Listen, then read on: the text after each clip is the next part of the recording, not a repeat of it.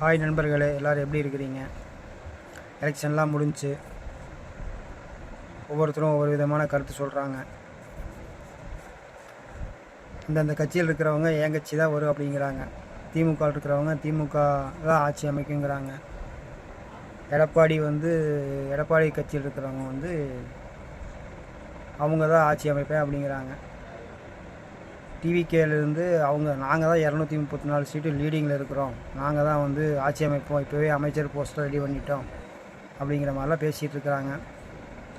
பார்ப்போம். நல்ல ஒரு ஆட்சியாளர் வரணும்னு சொல்லி இறைவனை பிரார்த்தனை பண்ணிக்கிறோம். நல்ல ஆட்சியாளர் மக்களுக்கு நல்லது செஞ்சால் போதும். மக்களை துன்பப்படாமல் அந்நிய சக்தியிலேருந்து காப்பாற்றி சிறந்த ஆட்சியாளராக நமக்கு வரணும்னு சொல்லி கடவுள்கிட்ட அதிகமாக பிரார்த்தனை பண்ணிக்குவோம்.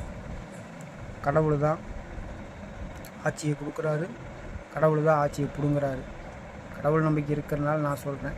நீங்கள் எப்படி எடுத்துக்கிறீங்க எனக்கு தெரியல. பார்ப்போம்.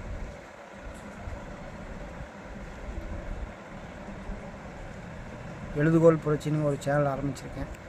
அந்த சேனலை நீங்கள் ஆதரவு கொடுங்க, லைக் பண்ணுங்கள், ஷேர் பண்ணுங்கள். சமூகம்